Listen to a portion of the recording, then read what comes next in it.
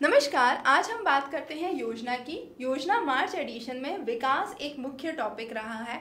तो इसमें जो मुख्य बातें की गई हैं वो है आपका बजट, दूसरा है आपका महिला, शिशु और प्रौढ़, इन तीन सेक्शंस पे मुख्यतः फोकस रहा है। तो आज हम इस पे चर्चा करेंगे। सबसे पहले हम हाइलाइट्स देखते हैं कि विकास की जब भी हम बात करते हैं तो हम वित्तीय समावेश की बात करते हैं, फाइनेंशियल इंक्लूजन की बात करते हैं, जो कि जनधन योजना के द्वारा संभव बनाया गया था। बहुत सारे बीपीएल परिवारों के खाते खोले गए थे, जीरो अकाउंट खाते खोले गए थे। तो बजट में जो कुछ मुख्य बातें इस बार आई हैं, पहला तो है किसान सम्मान निधि, जिसमें ये कहा गया है कि 6,000 रुपये तक का सहायता राशि दी जाएगी उन सभी किसानों को जिनकी हालत ठीक नहीं है और ज़मीन 2 एकड़ से कम है। तो 2-2 हज़ार के 3 इंस्टॉलमेंट्स में ये पैसा उनके खाते में सीधा जमा होगा डायरेक्ट बेनिफिट ट्रांसफ़र के द्वारा।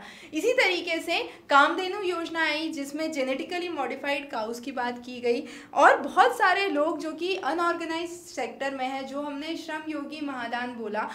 तो ये जो स्कीम आई है इसमें लगभग 10 करोड़ लोग श्रमिक जो कि अनऑर्गेनाइज सेक्टर में है, असंगठित क्षेत्र में है, उनको 3,000 रुपये तक की मासिक पेंशन दी जाएगी 60 साल के ऊपर की आयु पे। तो ये एक तरीके का बहुत बड़ा सपोर्ट सिस्टम होगा जो चालू किया जा रहा है। अगर हम इनकम टैक्स की बात करें तो उसमें कुछ मेजर रिफॉर्म्स आए हैं। 5 लाख तक की अगर इनकम होती है तो उस पर कोई भी टैक्स नहीं देना होगा। इसी तरीके से आपका जो सैलरीड अकाउंट है उसमें स्टैंडर्ड डिडक्शन 40,000 से बढ़ा के 50,000 कर दिया गया है। जो टीडीएस पहले 10,000 था वो अब 40,000 कर दिया गया है।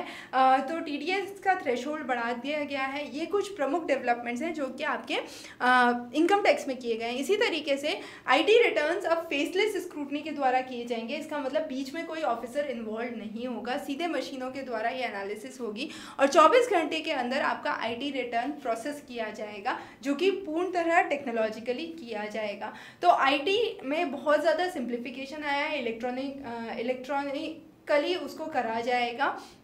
इसके कुछ बहुत सारे बेनिफिट्स हैं। पहला तो कोई भी डुप्लीकेशन नहीं हो सकता, बहुत सारा जो टैक्स इवेजन है उसको रोका जा सकता है और टैक्स के प्रोसेस को स्ट्रीमलाइन किया जा सकता है।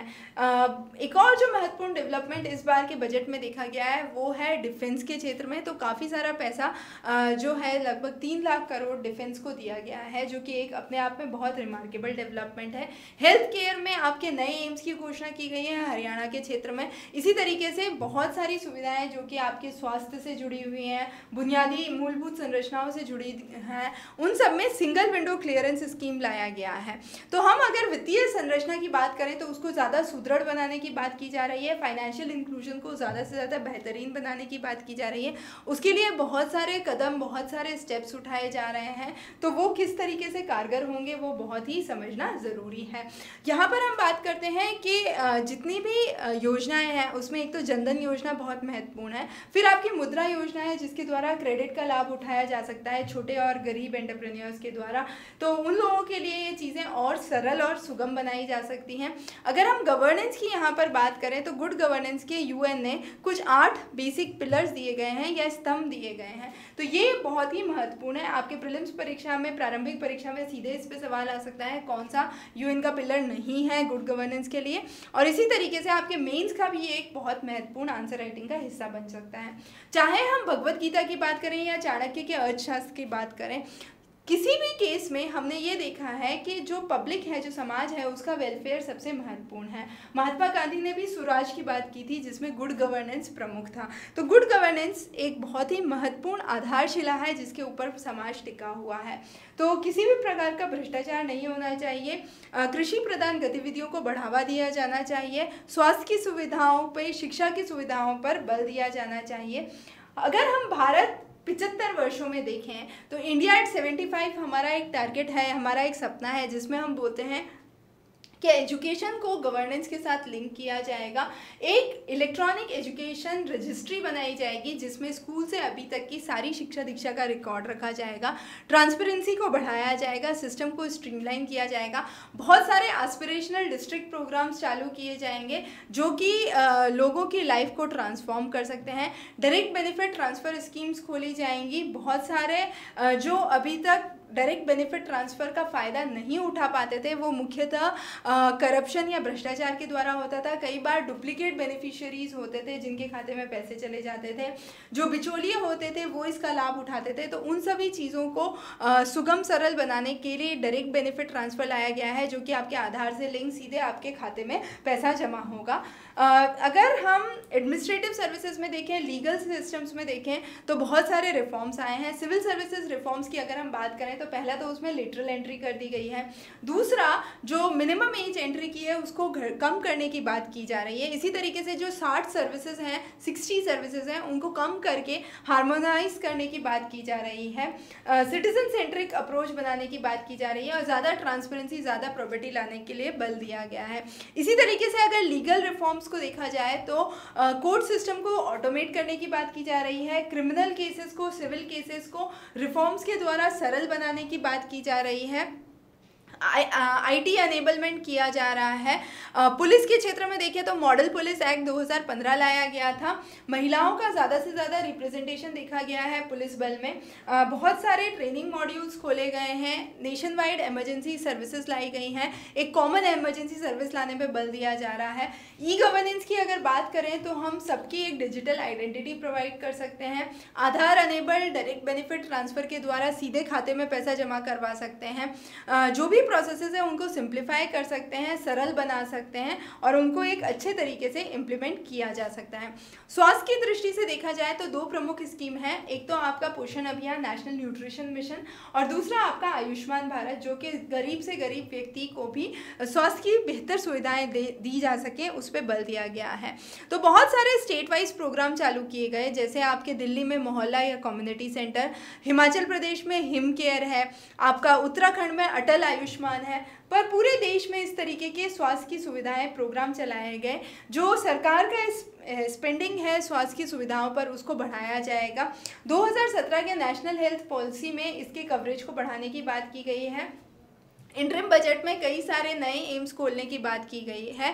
तो प्राइमरी हेल्थ केयर प्रमुख फोकस है। अगर प्राइमरी हेल्थ केयर बढ़ेगा तो नेशन हेल्थ सुविधाओं में आगे बढ़ेगा। इसी तरीके से युवाओं के लिए युवा शक्ति, फिर आपका स्किल डेवलपमेंट, कौशल विकास केंद्र की स्थापना की जा रही है। बहुत सारी इमर्जिंग टेक्नोलॉजीज़ हैं, जैसे artificial intelligence, robotics, digital technologies, जिसके द्वारा स्टूडेंट्स को ज़्यादा अवेयर किया जा रहा है। सस्टेनेबल डेवलपमेंट गोल्स में आपके शिक्षा को बल दिया गया है, आपके आर्थिक वृद्धि को बल दिया गया है, आर्थिक विकास को बल दिया गया है, और पीपल विद डिसेबिलिटी पे खास तौर से फोकस किया गया है। तो बहुत सारी असिस्टिव टेक्नोलॉजीज़ को किस तरीके से काम में लिया जाना चाहिए, रिहैबिलिटेशन काउंसिल्स क्या होने चाहिए, जो आदिवासी जनक्षेत्र हैं उनके विकास के लिए क्या क्या सुविधाएं आनी चाहिए, उनके डेवलपमेंट के लिए कौन कौन से फाइनेंस और डेवलपमेंट कॉरपोरेशंस आ सकते हैं।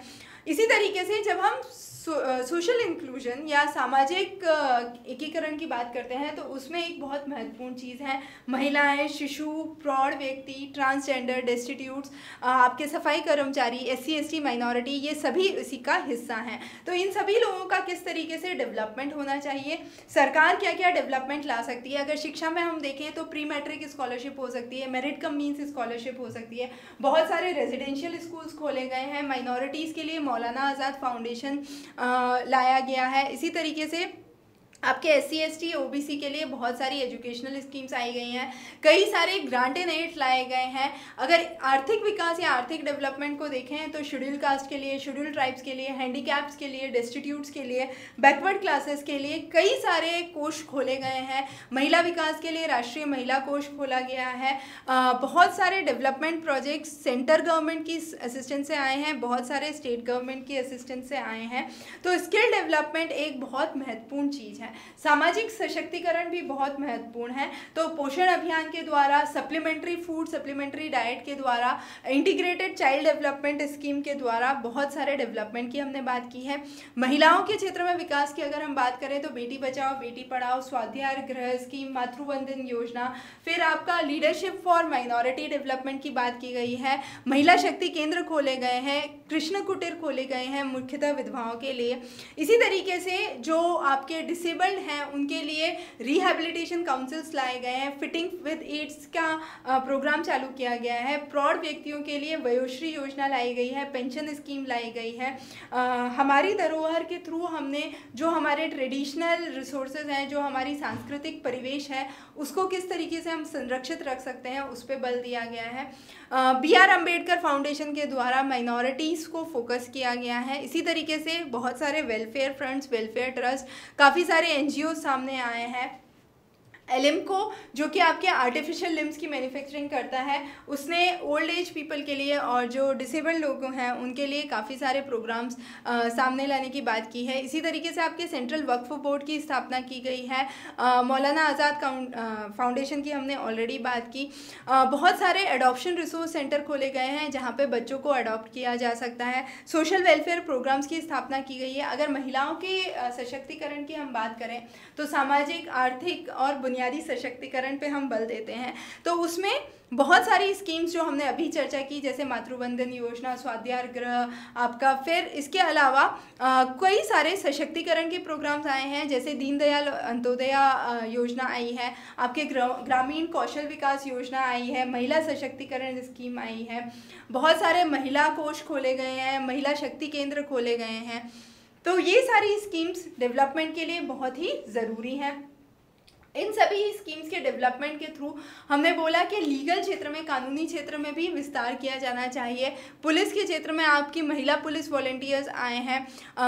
स्वास्थ्य के क्षेत्र में हम देखें तो उज्ज्वला स्कीम आई है, जिसके द्वारा लकड़ी जलाने की जगह LPG सिलेंडर्स के प्रयोग की बात की गई है। तो उसमें वायु प्रदूषण में कमी देखी गई है, जो स्वास्थ्य की तकलीफ़ें होती हैं उसमें कमी दर्ज की गई है। तो ये डेवलपमेंट्स कुछ बहुत ही महत्वपूर्ण डेवलपमेंट्स हैं। एंटरप्रेन्योरशिप के लिए बहुत सारी स्कीम्स लाई गई हैं, मातृत्व के लिए बहुत सारी स्कीम्स लाई गई हैं। अगर हम स्कूल शिक्षा को देखें तो वहाँ पर भी एम्पावरमेंट ज़रूरी है। सर्व शिक्षा अभियान एलिमेंट्री एजुकेशन के लिए लाया गया, माध्यमिक शिक्षा अभियान माध्यमिक शिक्षा के लिए लाया गया। सभी को समान शिक्षा के अवसर मिल सकें, समान शिक्षा की अपॉर्चुनिटीज़ मिल सके, इसके लिए कई सारी स्कॉलरशिप्स लाई गई, कई सारे day boardings, residential schools programs लाए गए। शिक्षा के क्षेत्र में जो इनइक्वालिटी है उसको कम किया जाना बहुत ही महत्वपूर्ण है। तो वित्तीय सहायता के द्वारा शिक्षा को आगे बढ़ाने की बात की गई, काफ़ी सारे टीचर्स ट्रेनिंग प्रोग्राम खोले गए। अगर बच्चों के लिए देखें तो बच्चों के रिलेटेड बहुत सारे प्रोग्राम्स लाए गए। UN convention for child welfare important है। 6 से 14 वर्ष की आयु के बच्चों को सभी को फ्री और कंपलसरी एजुकेशन की हमने बात की। 14 वर्ष से कम की आयु पर किसी भी तरीके का एम्प्लॉयमेंट नहीं किया जाएगा, फोर्स लेबर नहीं होगा, चाइल्ड अब्यूज़ या चाइल्ड एक्सप्लॉयटेशन नहीं होगा। पॉस्को स्कीम लाया गया है। फिर आपका बहुत सारे जुवेनाइल जस्टिस के लॉज लाए गए हैं। तो बहुत तरीक़ों से बच्चों के राइट्स को प्रोटेक्ट करने के लिए और बच्चों के राइट्स को बचाने के लिए महत्वपूर्ण बात की गई है। अगर हम प्रौढ़ शिक्षा में देखें तो प्रौढ़ शिक्षा भी एक बहुत महत्वपूर्ण हिस्सा है। जो आज का समय है और आज से 20 साल बाद का समय है, उसमें हम देखेंगे कि धीरे धीरे जो वयोवृद्ध लोग हैं उनकी संख्या बढ़ती जाएगी। तो उनके लिए ज़्यादा से ज़्यादा स्वास्थ्य सुविधाएं उपलब्ध हो सकें, पेंशन स्कीम्स आ सकें, उनको ज़्यादा से ज़्यादा एट होम व्यवहार मिल सके, उसके लिए बहुत सारी स्कीम्स लाई गई हैं। अगर क्वालिटी ऑफ लाइफ नापा जाए तो 4 पिलर्स पे देखा गया है, फिजिकल, इंटेलेक्चुअल, सोशल और स्पिरिचुअल। इन चारों के तहत किस तरीके से डेवलपमेंट किया जाता है, लॉन्ग टर्म ऑब्जेक्टिव्स क्या होंगे, नीचे डेवलपमेंट क्या होगा, उस पर मुख्यतः बल दिया गया है। बहुत सारे शहरों में इस पे कई सारी स्कीम्स लाई हैं। जैसे केरल में आपके वयोवृद्ध के लिए छोटे छोटे गांव बसाए गए हैं, मुख्यतः निमंस की सहायता से ये किया गया है, जहां पर वो लोग एक साथ मिलजुल कर रह सकते हैं। इसी तरीके से नेशनल वर्चुअल लाइब्रेरी की स्थापना की बात की गई है, जो कि आपकी नेशनल मिशन ऑन लाइब्रेरी का एक महत्वपूर्ण हिस्सा है। इसमें बहुत सारी चीज़ों पर बल दिया गया है। मुख्य तो ये है कि मल्टीलिंगुअल यूजेज की बात की गई है, एक वर्चुअल लर्निंग एनवायरनमेंट देने की बात की गई है, ई-गवर्नेंस के प्लेटफॉर्म की बात की गई है, और एक तरीके का सर्च बेस है जिसमें बहुत सारा आपका डेटाबेस है जिसको सर्च किया जा सकता है। तो ये कुछ प्रमुख डेवलपमेंट्स थे जो हमने योजना मार्च के एडिशन में देखे। हम कुरुक्षेत्र भी जल्द ही लेके आएंगे और हर महीने योजना और कुरुक्षेत्र की समरी कवर करेंगे। तो आप चैनल पे जुड़े रहिए। बहुत बहुत धन्यवाद।